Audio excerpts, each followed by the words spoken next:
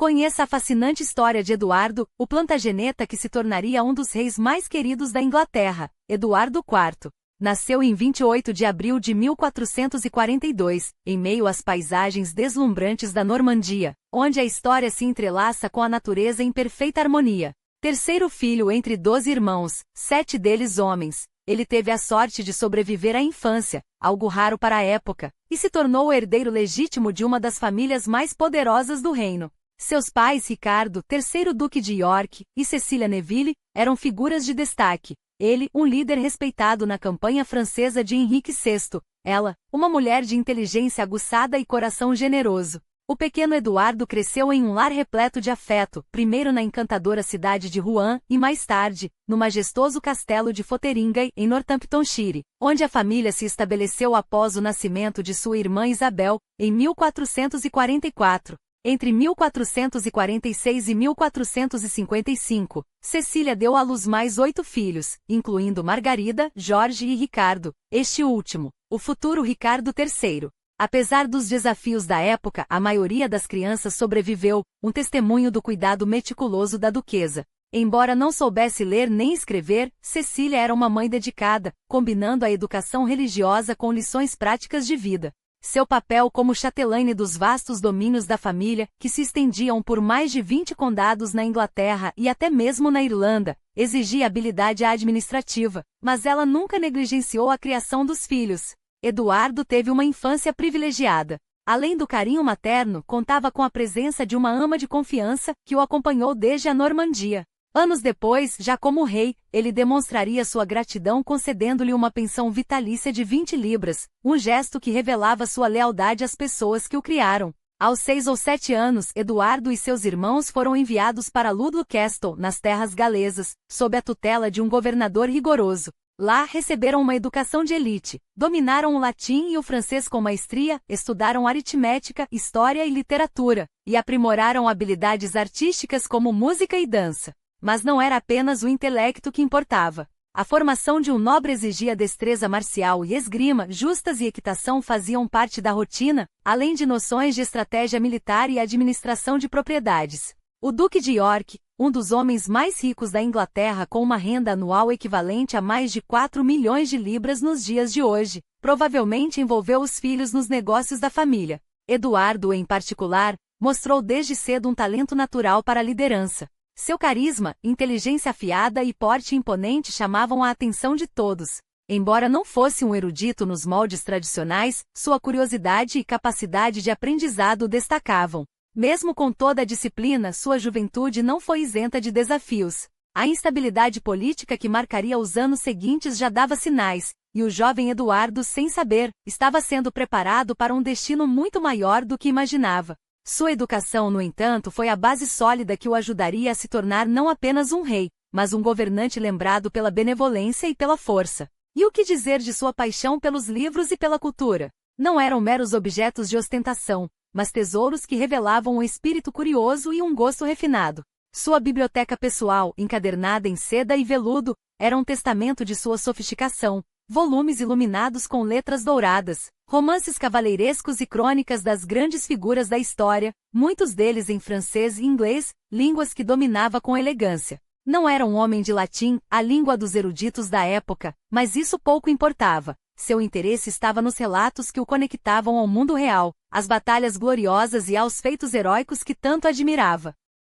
Havia, porém, um lado mais íntimo em suas leituras. Influenciado pela piedade profunda de sua mãe, Cecília Neville, mulher de fé inabalável e presença acolhedora, Eduardo nutria uma admiração especial pelas místicas cristãs, como Santa Brígida da Suécia e Catarina de Siena. Embora não fosse um teólogo, sua abertura a diferentes correntes de pensamento, mesmo aquelas que desafiavam as doutrinas estabelecidas, falava de uma mente aberta, disposto a questionar sem perder a devoção. Sua espiritualidade não era rígida, era pessoal, sincera, moldada tanto pela tradição quanto por uma curiosidade genuína. E quem poderia resistir a um homem assim?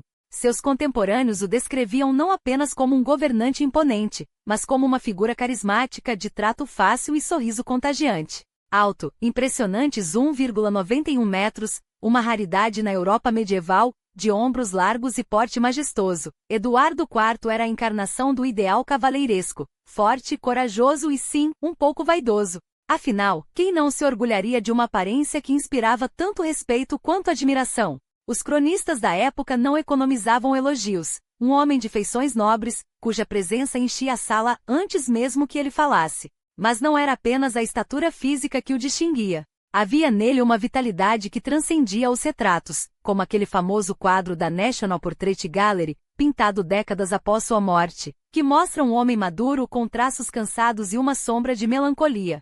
Os olhos castanhos, outrora brilhantes, pareciam guardar segredos de uma vida vivida com intensidade. Seu cabelo, antes um tom quente de castanho avermelhado, havia escurecido com o tempo, assim como sua silhueta, que a idade e os excessos da realeza haviam arredondado. Ainda assim, mesmo na maturidade, conservava um ar de autoridade, como se a própria história o tivesse esculpido para o trono. E que trono foi aquele? Nascido para ser rei, mas não sem lutar por isso.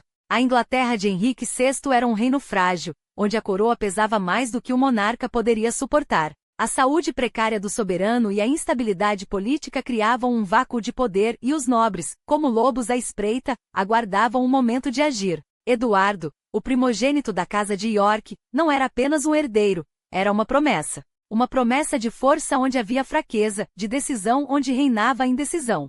Os grandes senhores da terra, os guerreiros leais à causa, todos viam nele a esperança de um novo tempo. Mas a caminho da coroa havia mais do que batalhas e estratégias. Havia também a vida, e Eduardo a viveu com a mesma paixão com que governaria.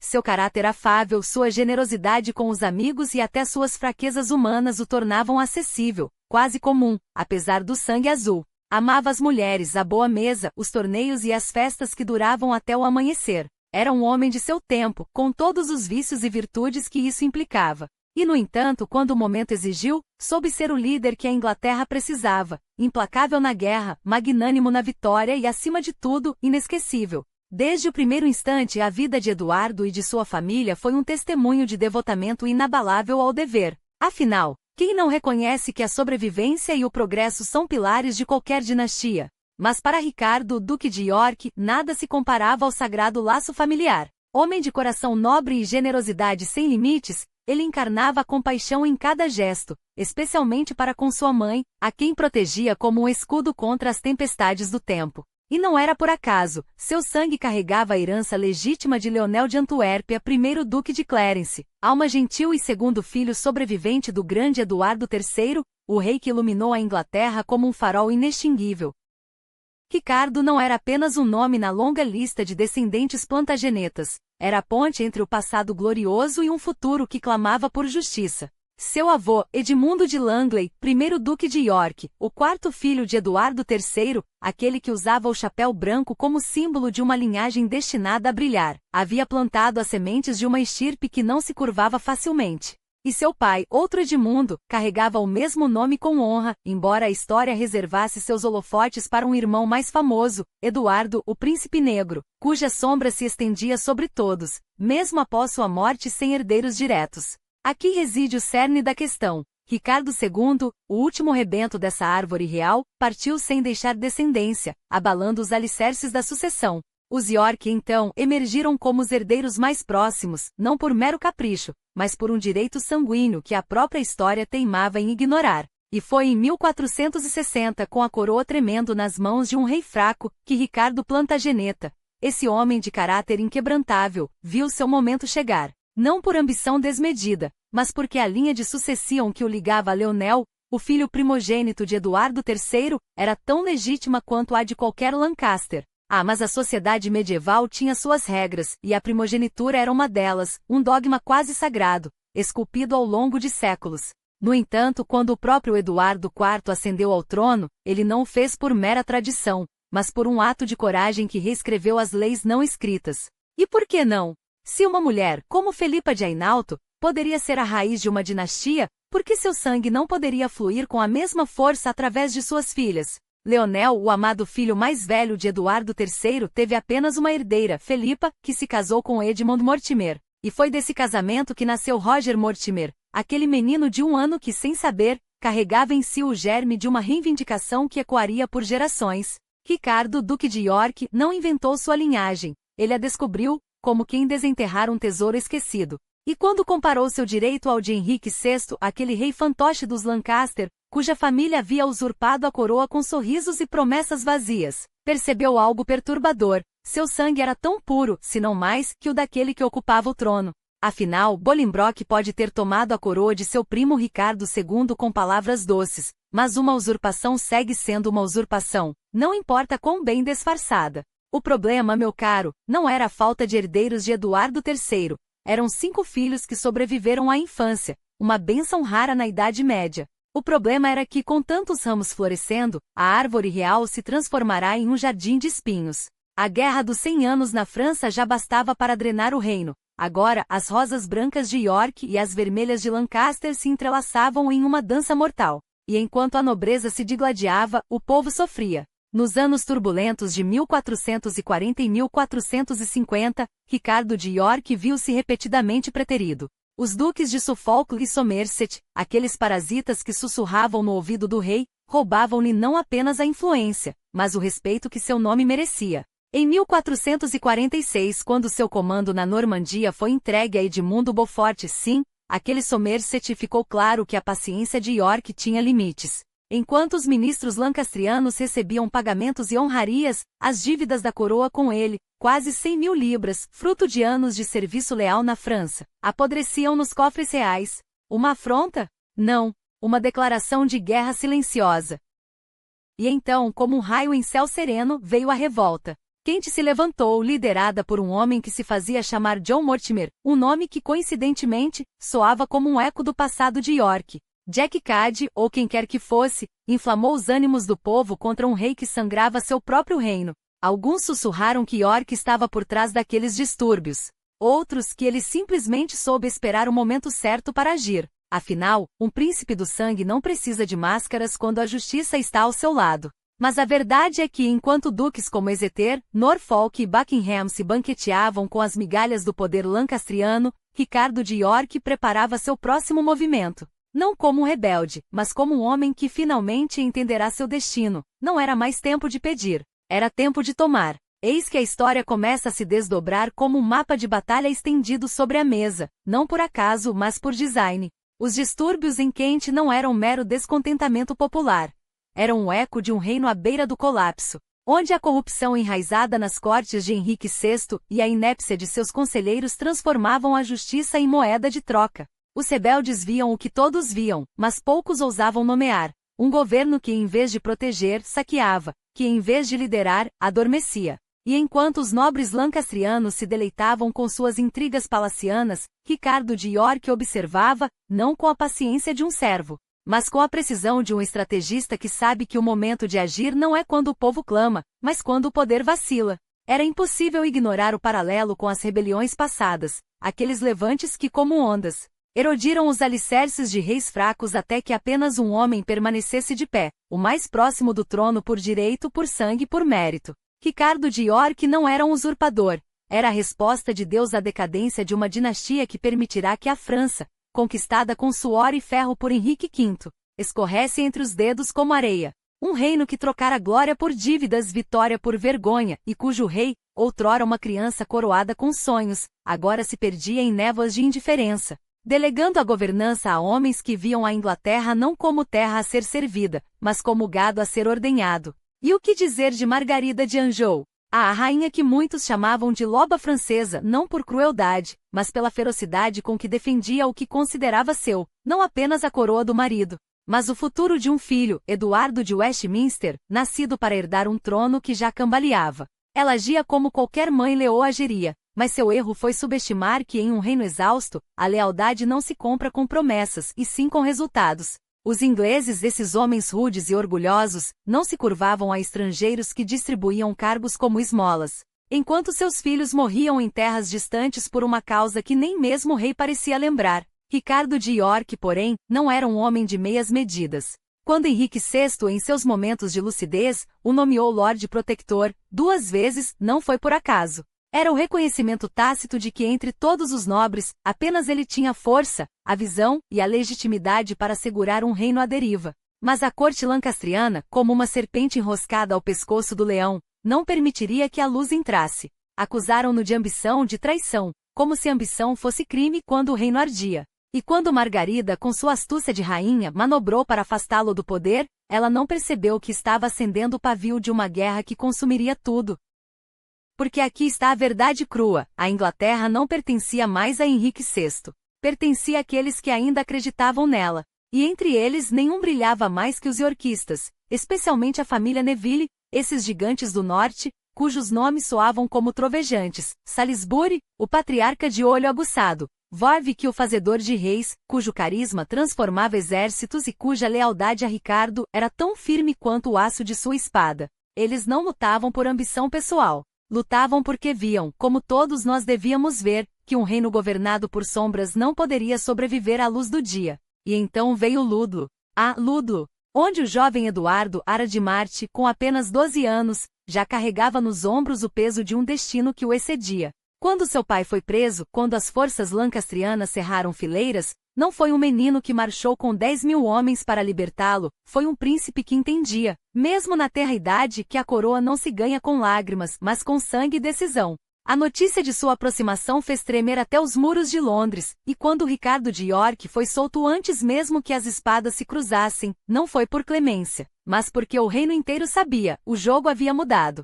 A primeira batalha de Street Albans não foi um conflito, foi um aviso. E que aviso! Em maio de 1455, as ruas daquela pequena cidade se transformaram no palco onde a velha ordem foi enterrada. Não houve grande matança, não houve cerco épico, apenas o som seco de aço encontrando carne, e o corpo do Duque de Somerset, o odiado favorito de Margarida, desabando na poeira. Um homem morreu, mas um símbolo nasceu, a prova de que os iorquistas não recuariam, de que a paciência de Ricardo tinha limites, e de que a Inglaterra, afinal, ainda tinha dentes. O que se seguiu não foi uma guerra, foi um redemoinho. 30 anos de sangue, traição e coroa trocada de mãos como uma moeda falsificada. Mas olhe bem para aquele menino de Ludlow, agora um homem, agora um rei. Eduardo IV não nasceu da sorte, nasceu da necessidade. Porque quando um reino está podre até a medula, não são os fracos que o salvam. São aqueles que ousam tomar o que é seu por direito e por força. E se isso é rebelião, então que Deus tenha piedade dos leais. Porque a história não é escrita por aqueles que se ajoelham, mas por aqueles que se levantam. Eles diziam que tudo ficaria bem. Tudo ficaria bem. Mas a história não se escreve com desejos, escreve-se com sangue e decisões que cortam mais fundo que qualquer espada.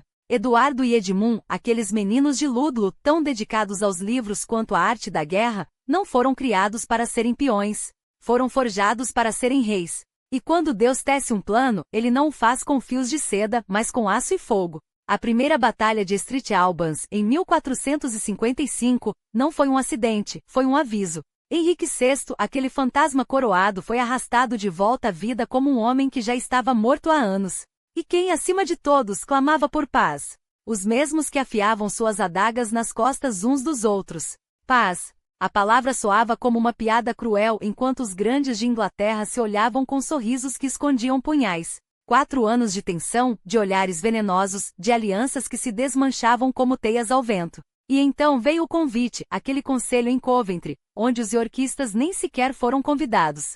Só os lancastrianos, é claro, saíram de lá com decretos legais, com acusações forjadas, com a coroa apertando o laço em volta do pescoço de quem ousava questioná-la.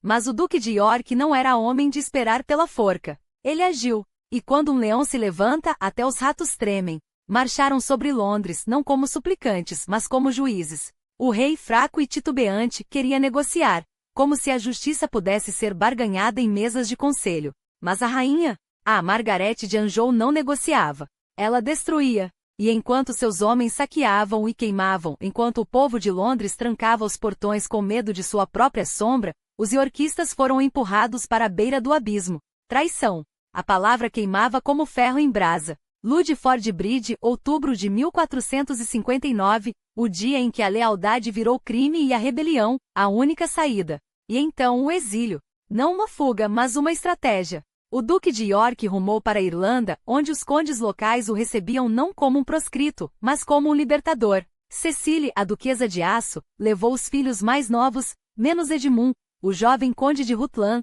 cujo destino já estava escrito nas estrelas sangrentas da guerra. Eduardo, porém, não se curvou. Refugiou-se com Salisbury e Warwick, dois homens que entendiam uma verdade simples: quem controla Calais, controla o coração da Inglaterra. E Warwick, aquele mestre da persuasão, aquele alquimista que transformava palavras em exércitos. Em 6 meses, os iorquistas não apenas sobreviveram, eles se prepararam. E quando voltaram, não foi como mendigos.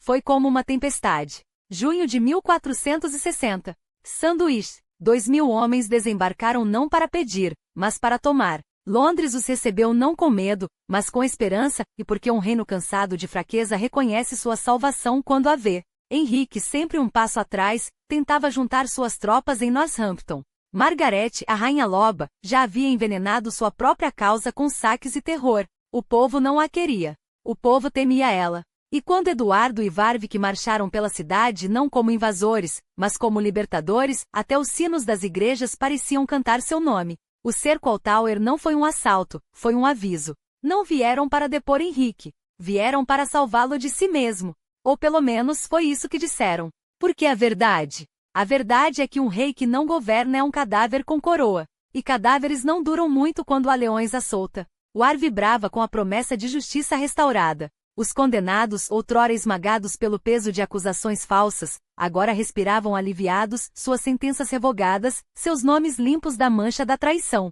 Eu vos devolverei o que é vosso por direito, havia prometido. E não era mera retórica. Era uma dívida de honra. Porque quando um reino se curva sob a tirania de conselheiros ambiciosos, quando um rei bom é transformado em marionete por mãos que só sabem tecer intrigas, alguém deve erguer a voz, alguém deve agir. E os mercadores de Londres?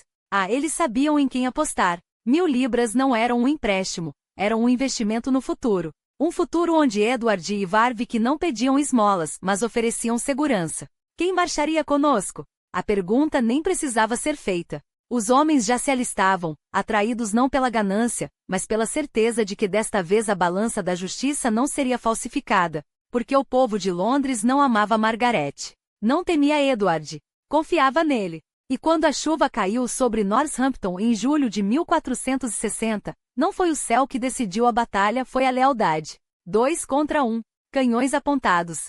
Um exército real atrás de muralhas. Parecia impossível. Até que não foi. Porque a traição, como a chuva daquele dia, tem um jeito de molhar a pólvora dos orgulhosos.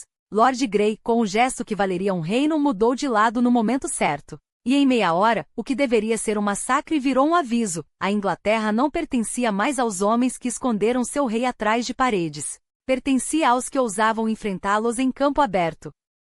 Quando encontraram Henrique em sua tenda, não havia triunfo no ar, havia silêncio. Um silêncio que falava mais alto que gritos. O arqueiro iorquista que o deteve não precisou de ordens para saber que aquele homem, com sua coroa e seu olhar perdido, já não governava nada. Vossa Majestade será conduzido a Londres, disseram-lhe, com uma reverência que soava como um epitáfio. E assim o prisioneiro real entrou na cidade não como um vencido, mas como a última peça de um jogo que todos, menos ele, compreendiam.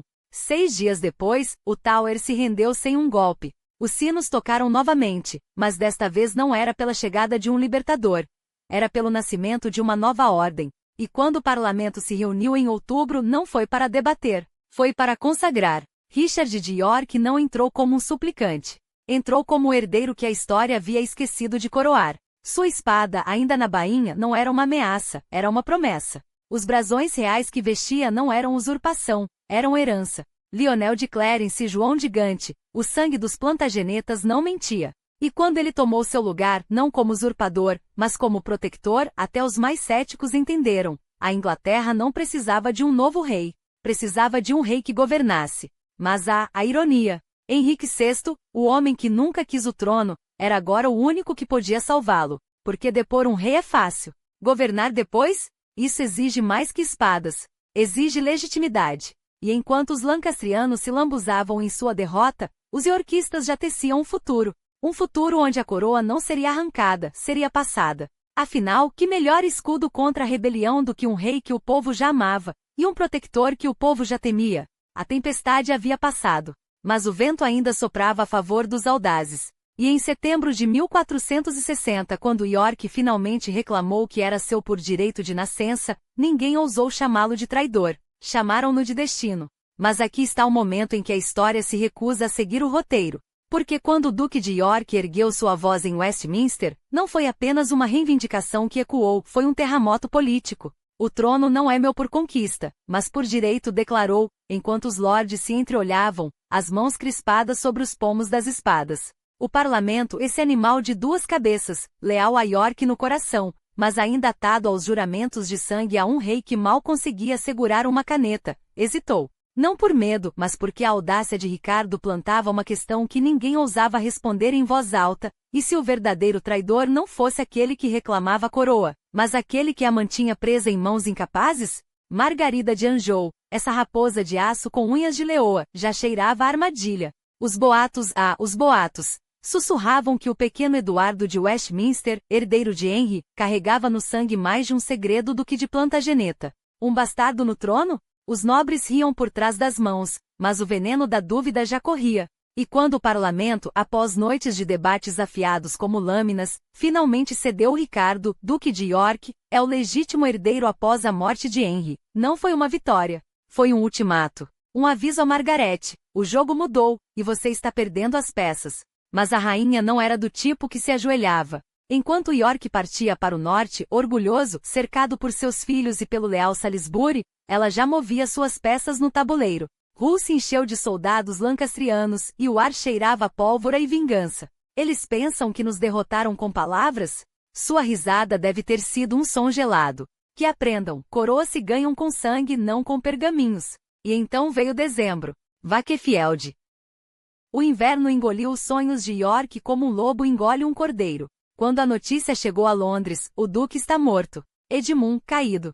Salisbury, decapitado, até o ar pareceu congelar. Edward, o jovem leão de Rougecroix, deve ter sentido o chão tremer sob seus pés. Seu pai morto. Seu irmão morto. Sua herança manchada de vermelho na neve. Mas aqui está a ironia cruel da história. Foi nesse momento, quando tudo parecia perdido, que Edward de York entendeu o que realmente significava ser um rei. Enquanto Margaret marchava para o sul triunfante, com a cabeça de York espetada em uma lança como troféu macabro, Edward não chorou. Ele planejou. Mortimer's Cross não foi uma batalha, foi uma declaração. Quando o sol se partiu em três no céu gélido, sim, três sóis, como um presságio divino, os homens de Edward souberam. Deus não abandonara os York. E quando as tropas de Jasper Tudor quebraram como vidro sob os cascos dos cavalos, o jovem duque não viu uma vitória. Vou uma coroação adiada. Mas Londres, Londres, a cidade que fechará seus portões a Margaret como se ela fosse a peste.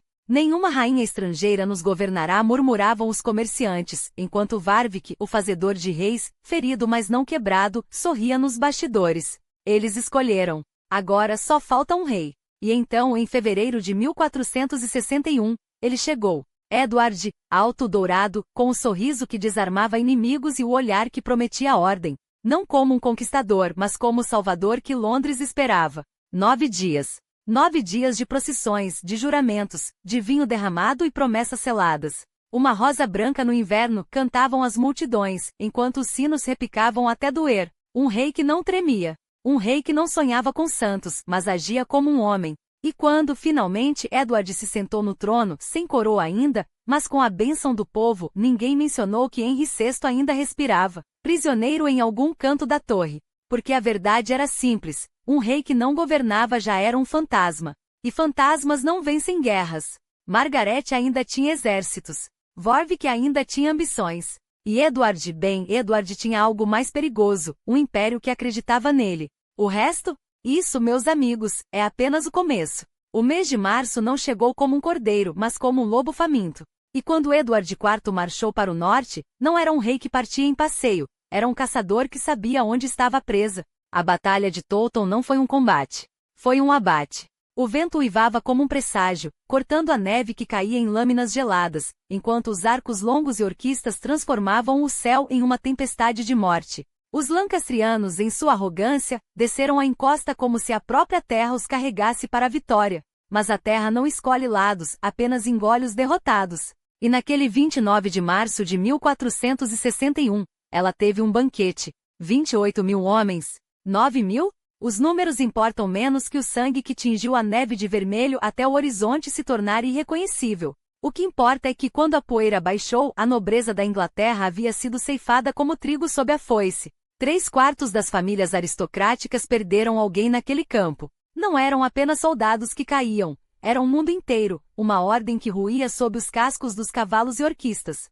Edward não venceu por sorte. Venceu porque enquanto os lancastrianos confiaram em sua superioridade numérica, ele confiou no caos. Quando os ventos viraram as flechas contra os próprios atiradores inimigos, quando a neve cegou seus comandantes, quando o terreno traiu seus passos, ele avançou. Não como um general, mas como um flagelo. E quando a linha lancastriana quebrou, não houve retirada. Houve um massacre.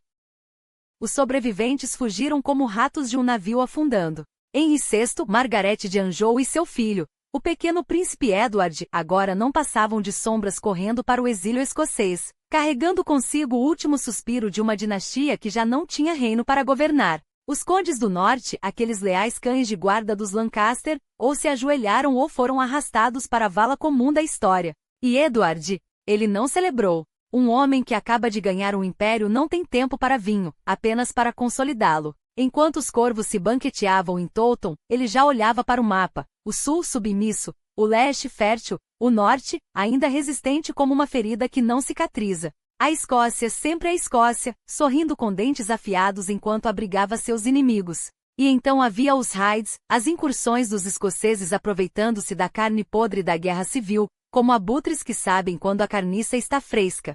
3 semanas. Foi tudo que Edward teve antes de partir novamente, não como um conquistador, mas como um cirurgião, cortando o que apodrecia para salvar o resto. Londres podia esperar, a coroa podia brilhar, mas um reino não se mantém com proclamações, se mantém com espadas, com leis e, acima de tudo, com medo. Porque agora cada lorde, cada cavaleiro, cada aldeão que ainda respirava sob o céu inglês sabia uma coisa: Edward de York não perdoava, não negociava, não recuava. E se você não estava com ele, então você já era um morto andando, só não sabia ainda. Não havia espaço para dúvidas. Edward de York não governava, ele reconstruía. E não com as mãos trêmulas de um clérigo ou as promessas vazias de um cortesão, mas com a precisão de um mestre ferreiro forjando um novo destino para a Inglaterra. Os lancasterianos que escaparam? Que escapassem. Que corressem como ratos para os cantos escuros da Europa, sussurrando seus lamentos entre copos de vinho barato em Bruges ou Bordeaux.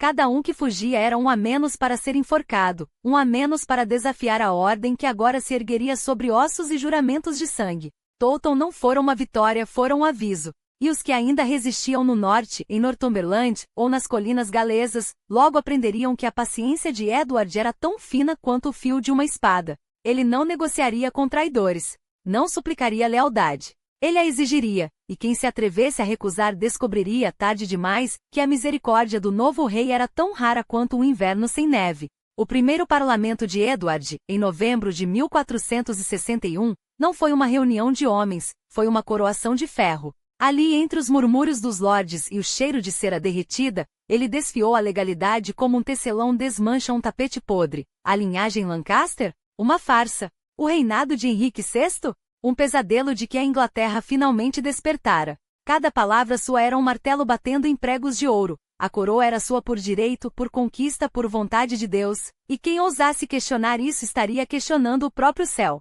E o reino?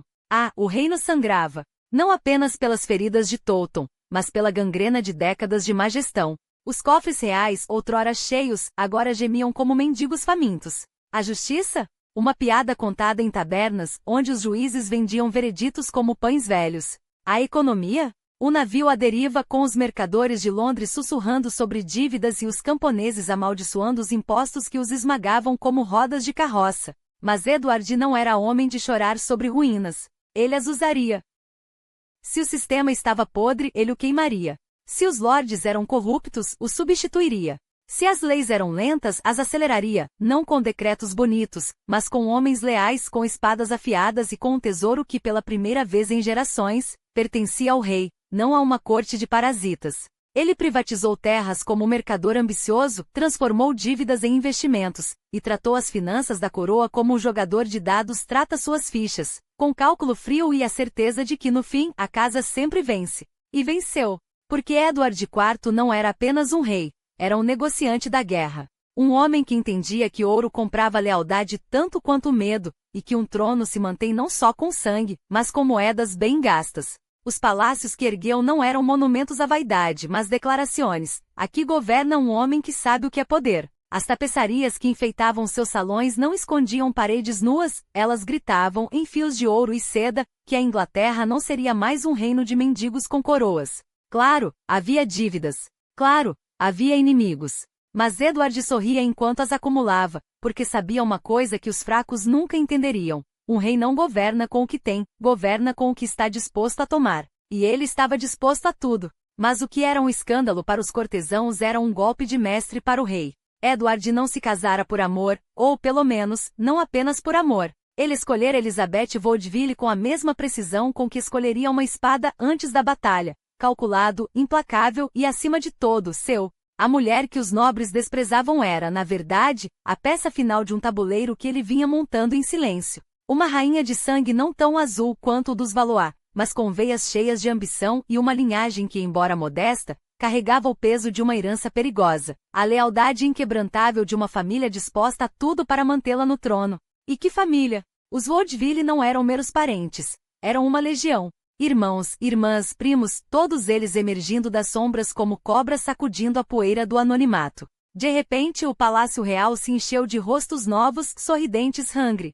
Richard Vaudeville, o pai, foi agraciado com o título de Conde Rivers, como se o sangue de um cavaleiro pudesse, de uma hora para outra, rivalizar com o dos duques mais antigos do reino. A mãe Jaqueta, uma mulher de olhares penetrantes e rumores de bruxaria, caminhava pelos corredores como se o próprio ar lhe devesse reverência. E os irmãos? Ah, os irmãos! Anthony, o ambicioso, já sonhando com o bispado. John, o silencioso, mas com mãos que apertavam com força demais. E as irmãs? Oh, as irmãs! Casadas com rapidez estratégica aos lordes mais influentes, como se o rei estivesse tecendo uma teia de alianças com fios de casamento e promessas sussurradas. Warwick observava tudo isso com os lábios apertados, as mãos cerradas sobre o punho da espada que nunca mais seria desembainhada por ele. O fazedor de reis havia colocado Edward no trono, mas agora via seu pupilo transformar-se em algo que não reconhecia, um jogador que não precisava mais de suas peças. O casamento era uma afronta, sim, Bath era também um aviso. Edward não era mais o jovem impressionável que Warwick podia moldar com conselhos e ameaças veladas. Ele era um leão que havia descoberto o gosto do sangue e da independência. E então veio a reação. Não com gritos, não com espadas, ainda não, mas com o tipo de silêncio que precede a tempestade. Warwick recuou para suas terras no norte, onde os homens ainda o chamavam de meu lord, com um respeito que soava como uma promessa. Os nobres murmuravam nos salões, as cartas voavam entre castelos, e cada palavra era um grão de pólvora sendo cuidadosamente empilhado. Traição, sussurravam alguns. Ingratidão, rosnavam outros. Mas Edward apenas sorria, como se o reino inteiro fosse um jogo e ele, finalmente, tivesse aprendido todas as regras.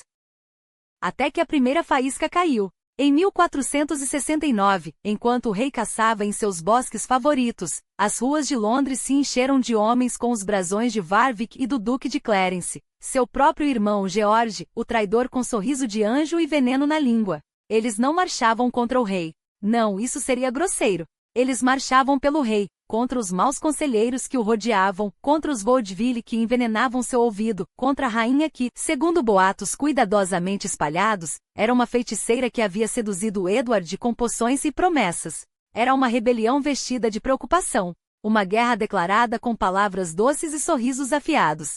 E quando Edward finalmente foi confrontado, quando viu os portões de Londres fechados, as tropas de Warwick acampadas do lado de fora, e seu próprio irmão olhando para ele com olhos que brilhavam de triunfante deslealdade, ele não gritou, não implorou, apenas riu daquele riso profundo, quase cruel, que fazia os homens tremerem. Vocês acham que me derrotaram? Perguntou, enquanto os nobres trocavam olhares nervosos. Vocês não entendem. Eu não perco. Eu apenas espero. E então, com um gesto que era pura teatralidade real, ele se entregou. Não como um prisioneiro, mas como um jogador que sabe que a próxima rodada já está ganha. Porque Edward IV não era um homem que se curvava, era um homem que se agachava para saltar mais alto.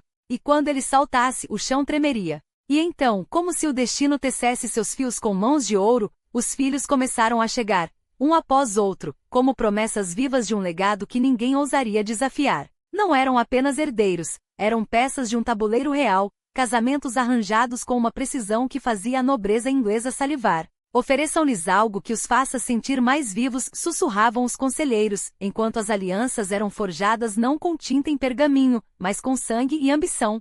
Porque cada união era um golpe estratégico, cada noivado, uma declaração. A casa de York não apenas reinava, ela dominava. Mas como a corte murmurava. A menos casamentos vantajosos agora resmungavam os descontentes, como se a abundância de antes fosse um direito, não um privilégio. Como se Edward IV, o homem que transformava derrotas em armadilhas, fosse se contentar com migalhas. Não, ele oferecia algo especial, não apenas para seus filhos, mas para aqueles que soubessem reconhecer a mão que os alimentava. E quem melhor para provar isso do que os próprios York? Elizabeth e Edward, um casal que desafiava até os céus com sua audácia. Veja como eles brilham, mesmo quando a tempestade se aproxima, diziam os que os observavam.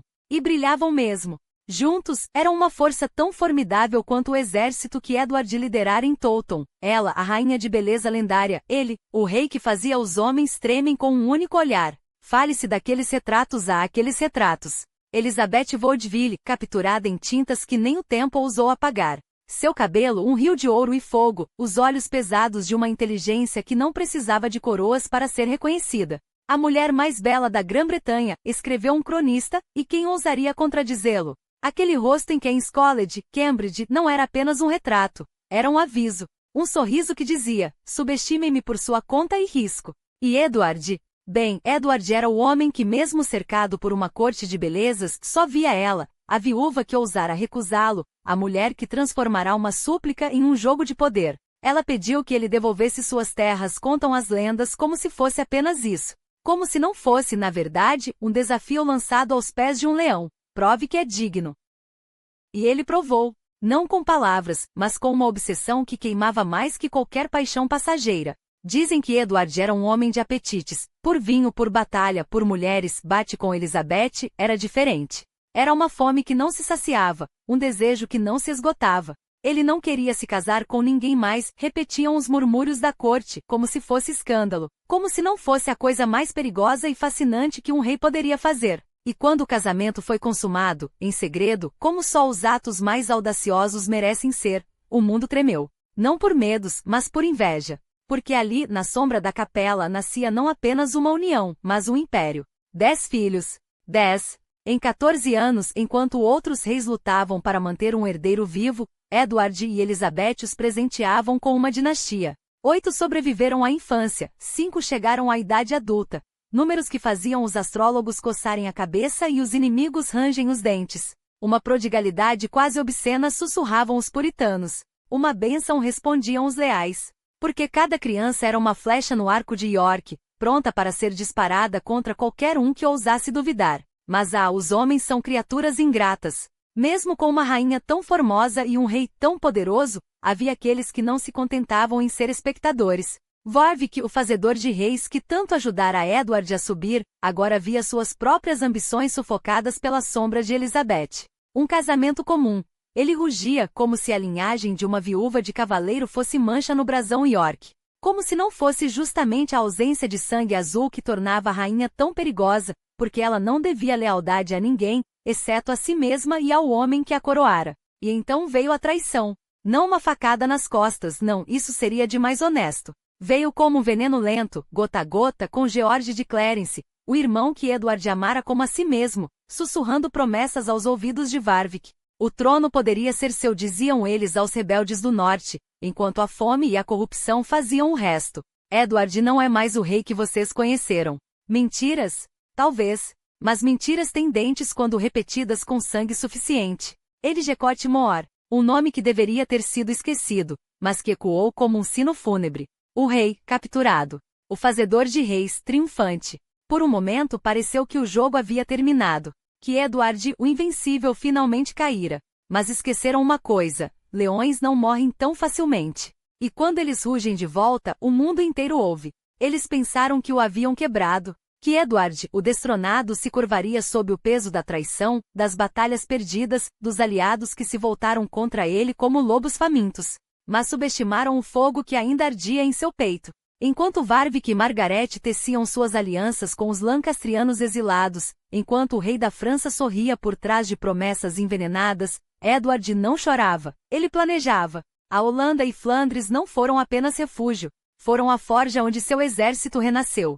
Homens que haviam fugido com ele, que haviam sentido o gosto amargo da derrota em Edgecote Moor, agora apertavam as espadas com uma determinação que só os desesperados conhecem. E quando a primavera de 1471 chegou, não foi um rei derrubado que desembarcou nas costas inglesas. Foi uma tempestade. Londres, abril. A névoa pairava sobre a cidade como um sudário, espessa o suficiente para esconder um exército, mas não o suficiente para abafar o rumor. Ele voltou. Edward não veio como suplicante. Veio como vingança. E quando Warwick, o fazedor de reis, marchou para enfrentá-lo em Barnet, o destino já havia escrito seu epítáfio. A névoa confundiu as linhas das bandeiras, os gritos de traição ecoaram entre as fileiras. E quando o sol finalmente rasgou o véu, Warwick jazia morto na lama, seu crânio esmagado pelo próprio elmo. Um fim irônico para um homem que tanto amava jogar com coroas.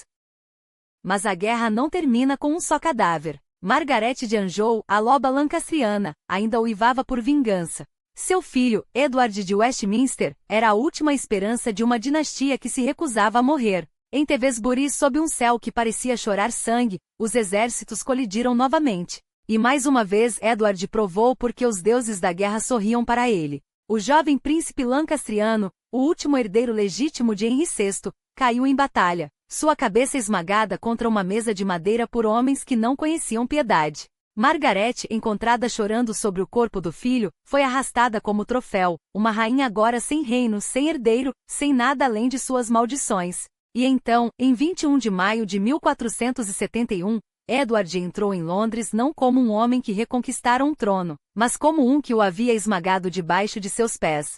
Westminster o recebeu com sinos, não com lamentos. E no santuário onde Elizabeth Vaudeville havia dado à luz seu primeiro filho, um príncipe chamado Edward, o rei ajoelhou-se não por fraqueza, mas por gratidão. O bebê em seus braços não era apenas um herdeiro, era uma promessa. Uma dinastia que nenhum Warwick, nenhuma Margaret, nenhum traidor poderia arrancar dele. Mas a história não gosta de finais limpos. Enquanto Edward beijava a testa do filho, enquanto os poetas cantavam seu triunfo, nas sombras do torre, Henry VI ainda respirava. Um rei fantoche, um homem quebrado, cuja própria existência era uma afronta à ordem que Edward havia sangrado para restaurar. E então, numa noite sem testemunhas, a lâmina veio. Não por ódio, não por raiva, mas por necessidade. Um golpe rápido, preciso, como se a própria mão de Deus tivesse guiado o algoz. Alguns sussurram que foi Richard, o leal irmão, quem executou a ordem. Outros que Edward simplesmente fechou os olhos e deixou o destino seguir seu curso. O que importa? Henry estava morto. Seu filho morto. Warwick morto. E Edward IV pela segunda vez era rei. Mas coroas não são feitas apenas de ouro. São tecidas com sangue, traição e o peso de decidir quem vive e quem morre. E enquanto Edward ergueu seu filho para a multidão uivante, enquanto os nobres ajoelhavam-se e juravam lealdade, uma sombra pairava sobre a cena. Uma sombra com o formato de um irmão mais novo, ambicioso, que havia aprendido muito bem as lições de poder. Richard de Gloucester sorria. E o mundo, mais uma vez, não percebeu que o jogo havia apenas começado. 12 anos de reinado, e o que se viu não foi apenas um governo, foi uma obra-prima de equilíbrio e astúcia. Edward IV transformou o caos em ordem, a instabilidade em prosperidade, e fez isso com uma mão de ferro envoltura em seda. A Inglaterra respirava aliviada, finalmente livre dos espasmos de guerra civil que a dilaceravam há décadas. A paz doméstica não era um acaso, era uma conquista calculada, um tabuleiro onde cada peça nobreza, comércio, justiça, era movida com precisão cirúrgica. Mas a calma, como todo mestre do poder sabe, é apenas o intervalo entre uma jogada e outra. Os primeiros anos foram de reconstrução silenciosa. Edward não se contentava em reinar, queria legar um império onde as leis não fossem letras mortas, mas instrumentos de controle. Reformou os tribunais, apertou o cerco à corrupção local, aqueles pequenos reinos dentro do reino onde xerifes e barões agiam como senhores absolutos. Não por bondade, mas porque sabia que a desordem é o terreno fértil da rebelião. E rebelião, ele já tinha visto o suficiente para saber, é um fogo que queima até o osso. Mas mesmo com a justiça mais afiada, mesmo com a administração mais eficiente desde os tempos de Henrique V, havia algo que persistia como uma mancha no tecido do seu reinado, a sombra da ambição alheia. E ambição, quando não é domada, torna-se traição. A coroa, afinal, precisava de ouro, muito ouro. E Edward, mestre na arte de extrair riqueza onde outros só viam obstáculos, inovou. Privatizou terras reais, aqueles vastos domínios que em mãos menos hábeis apodreciam em dívidas. Vendeu, confiscou, redistribuiu. Não por necessidade, mas por estratégia. Cada parcela de terra alienada era uma moeda trocada por lealdade. Cada nobre a mais enriquecido, um devedor eterno. Seus irmãos, claro, não ficaram de fora. George, duque de Clarence, recebeu suas migalhas douradas, suficiente para mantê-lo quieto, nunca o bastante para saciá-lo. Richard, o leal Richard, observava tudo com aquele sorriso que escondia mais do que revelava. E o povo? O povo pagava. Sempre paga. Mas Edward não era um tirano vulgar. Ele entendia o jogo do consentimento tanto quanto o da força. Sabia que até o mais absoluto dos reis precisa, de vez em quando, curvar-se ao teatro da generosidade. Então, quando a moeda inglesa, desvalorizada, manipulada, quase sem valor, precisou ser resgatada, ele agiu. Reavaliou, recuou, elevou. Cada libra cunhada em ouro ou prata carregava agora o selo de um rei que não apenas governava, mas enriquecia. E as taxas de cunhagem? Um detalhe menor para os súditos, um rio de prata para a coroa. A justiça tinha seu preço, e Edward cobrava com elegância. E então veio a guerra. Ou melhor, a ameaça de guerra. Porque Edward, afinal, era um homem de batalha, e a França, era o palco onde reis se tornavam lendas. Henrique V havia conquistado glória em Azincourt, Eduardo III em Crécy. Por que ele não faria o mesmo? Os preparativos foram grandiosos. Alianças com Borgonha e Bretanha, promessas de vitória, o brilho das armaduras sob o sol de Calais. Mas quando o exército inglês finalmente pisou em solo francês, algo inesperado aconteceu. Edward, o guerreiro, o general implacável, recuou. Não por fraqueza, por cálculo. Louis X, o aranha tecelã da corte francesa, tremia. E um rei que treme é um rei disposto a pagar 15.000 libras de uma só vez, 10.000 por ano. E como cereja do acordo, um casamento, a pequena Margarida, herdeira da Borgonha, prometida ao jovem príncipe de Gales. O ouro fluiria, a paz também. Os nobres ingleses ávidos por butim, murmuravam descontentes, covardia, sussurravam alguns. Mas Edward ria por dentro. Ele não precisava de terra francesa, precisava de ouro francês. E agora tinha ambos. A Inglaterra florescia. O comércio crescia. As arcas, outrora vazias, transbordavam. Mas a prosperidade, como todo veneno doce, tem seus efeitos colaterais. George de Clarence, sempre o mais volútil dos irmãos, sentia o gosto amargo da irrelevância. Richard, o silencioso, observava. E Edward, no auge do seu poder, começou a cometer o único erro que um rei não pode se dar ao luxo: subestimar as sombras que ele mesmo ajudara a criar. Porque quando um homem como Edward IV constrói um império sobre alianças compradas e lealdades frágeis, ele não está apenas governando, está cavando a própria tumba. E as tumbas, como ele bem sabia, têm espaço para mais de um corpo. E agora, quando as sombras do passado voltam a sussurrar, não é de estranhar que olhemos para Edward com desconfiança. Afinal, os rumores não nascem do nada, eles se alimentam de verdades inconvenientes, de documentos perdidos, de silêncios calculados. Dizem que ele não era filho legítimo de Richard de York, mas sim fruto de um amor proibido, um arqueiro comum, talentoso demais para passar despercebido, e uma duquesa que na juventude ainda não conhecia o peso das coroas. Um casamento secreto antes do oficial, uma pressa que só a paixão justifica. E Edward, sempre tão solene ao falar de matrimônio, tão rigoroso em suas leis, teria sido apenas um menino quando tudo começou. Um menino como ela. Mas aqui está o detalhe que ele jamais confessaria: ele pagou um vidente. Porque até os reis temem o que o destino tece nas entrelinhas. E então a morte chegou. Não como uma surpresa, mas como um aviso ignorado. O rei que dominou batalhas e corações sucumbiu a algo tão mundano quanto uma febre, ou foi veneno? As línguas se soltam. Uns dizem que foi um resfriado banal, outros que seu corpo, inchado pelo excesso, traiu. 10 dias. Apenas 10 dias entre o primeiro calafrio e o último suspiro. Tempo suficiente para revisar um testamento, para escolher quem guardaria seu legado. E quem melhor que Richard, o irmão leal, o estrategista silencioso, para ser o Lorde Protector até que o jovem Edward V, um menino de 12 anos, estivesse pronto? Mas a história não gosta de finais tranquilos. Porque Edward IV, o rei que nunca perdeu uma batalha, perdeu a única guerra que realmente importava, a guerra contra as dúvidas que ele mesmo semeou. Sua legitimidade, questionada desde 1469, quando Warwick tentou colocar George no trono em seu lugar. Sua saúde, minada pelos excessos. Sua dinastia, construída sobre alianças que se desmanchavam como areia entre os dedos. E agora, com ele morto, o reino olhava para o futuro e via apenas um garoto, um tio ambicioso, e um passado cheio de segredos que recusavam-se a permanecer enterrados. Os historiadores ainda debatem. Uns, como Michael K. Jones, juram ter encontrado a prova definitiva, registros paroquiais, datas suspeitas, 9 meses que não batem. Outros descartam como fofocas de corte. Mas a verdade, minha cara, não está nos documentos, está no fato de que em 1483, quando Edward morreu em seu leito, rodeado pela família que tanto amava, o reino não chorou apenas um rei. Chorou o fim de uma ilusão. Porque um homem que constrói um império sobre mentiras, por mais brilhante que seja, nunca governará sozinho. As sombras sempre reclamarão seu lugar. E as sombras, como você bem sabe, têm dentes. Ah, mas não se engane, o gênio militar que derramou tanto sangue inglês não foi apenas um estrategista frio. Foi um homem que soube transformar a guerra em arte, e a arte em poder. Cada batalha que venceu, cada traição que esmagou, foi uma pincelada no quadro que se tornaria a Inglaterra moderna. E que quadro? Um reino esmagado sob o peso de suas próprias divisões até que ele chegou. Edward IV não apenas unificou a coroa, ele a fez brilhar. As reformas que implementou não foram meros ajustes burocráticos. Foram os alicerces sobre os quais os Tudor, mais tarde, ergueriam seu império.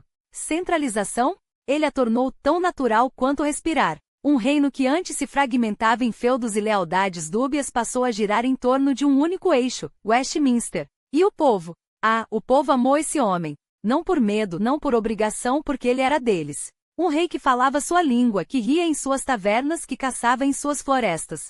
Um homem tão inglês que até os estrangeiros, desconfiados por natureza, não puderam resistir a ele. Pense bem, quantos monarcas você conhece que conseguiram ser, ao mesmo tempo, um general implacável e um anfitrião tão cativante que até os embaixadores franceses saíam de seus banquetes balbuciando elogios? Edward não era apenas um York. Era a Inglaterra em forma humana, um homem cujas veias carregavam o sangue de Guilherme, o Conquistador, mas cujo coração batia ao ritmo das canções dos camponeses. E quando ele se casou com Elizabeth Vaudeville, não foi apenas um casamento.